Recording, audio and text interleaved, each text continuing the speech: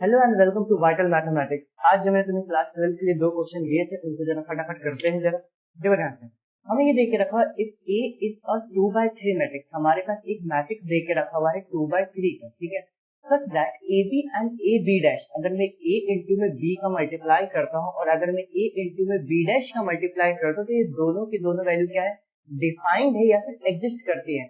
तो मुझे B matrix का ऑर्डर बताना है। मैंने यहाँ पे क्या बोला, मुझे बी मैट्रिक्स का क्या बताना है, ऑर्डर बताना है।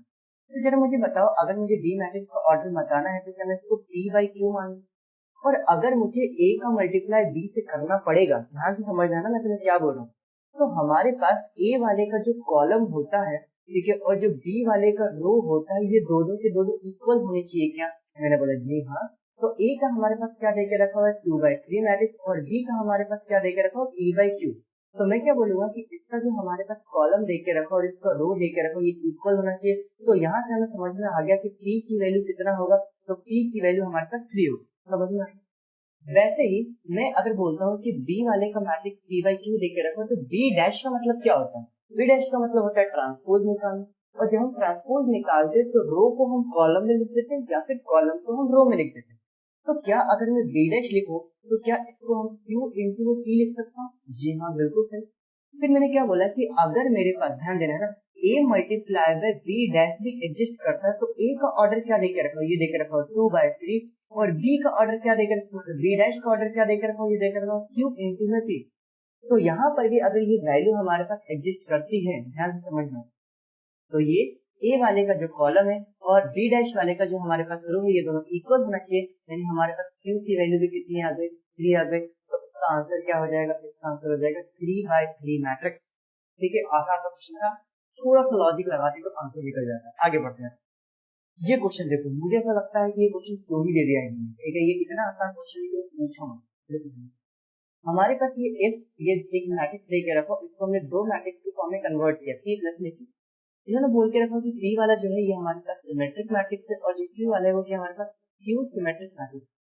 तो मुझे बताना है q की वैल्यू हमारे पास क्या हो सकती है। तो जरा मुझे बताओ q हमारे पास क्या है, q symmetric matrix. And q symmetric matrix की प्रॉपर्टी अगर हम ध्यान से देखें तो इसके जो डायगोनल एलिमेंट होते हैं ये क्या होते हैं हमारे पास, 0। तो अगर डायगोनल एलिमेंट हमारे पास 0 होते तो पहली बात तो ये ए ऑप्शन नहीं होगा, या हमारे पास ऑप्शन नंबर डी भी नहीं होगा। ध्यान रखना, अभी हमने सॉल्व नहीं किया, ठीक है। और आगे चलते हैं। और फिर हमें ये पता है कि जो ये वैल्यूज रहती है ना, करस्पॉन्डिंग जो वैल्यू रहती है, ये एक दूसरे के नेगेटिव रहती है। तो जब ये एक दूसरे के नेगेटिव रहती है तो यहाँ से -5.2 देके रखो, यहाँ पर भी 5.2 देके रखो, इधर 5.2 और -5.2। इसका मतलब क्या हुआ, इसका मतलब हुआ या तो हमारे पास ऑप्शन नंबर बी होगा या तो हमारे पास ऑप्शन नंबर सी होगा। तो हमने अपने कुछ लॉजिक के हिसाब से ये यहाँ पे दो मैट्रिक्स हमने हटा दिए या फिर रिमूव कर दिए, दो ऑप्शन। अब जरा मुझे बताओ, अगर क्यू मैट्रिक्स मुझे निकालना है तो उसका फॉर्मूला क्या होता है, 1/2। जो भी मैट्रिक्स दे के रखा हुआ है, ठीक है, मान लेते हैं इसको मैं ए मैट्रिक्स मान लेता हूँ फिलहाल के लिए, ठीक है। तो क्या मैं इसको ऐसे लिख सकता हूँ, ए, सॉरी ये क्या था हमारे पास, ए माइनस में ए डैश, ठीक है। मतलब ए माइनस में ए ट्रांसपोज जब हम करते हैं और 1/2 से डिवाइड करते हैं तो हमारे पास वही आंसर होता है।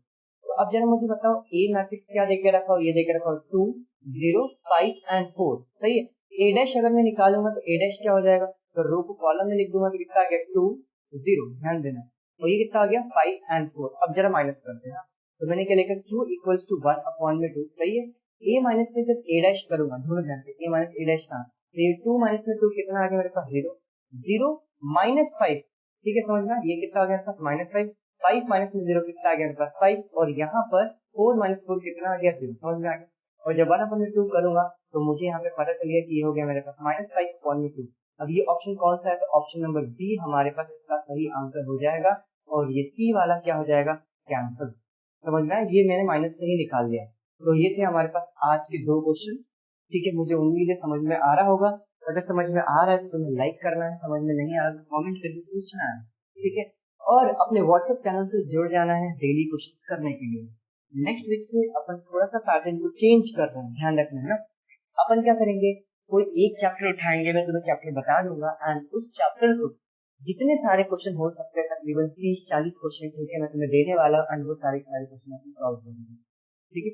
Once again thank you so much, bye bye.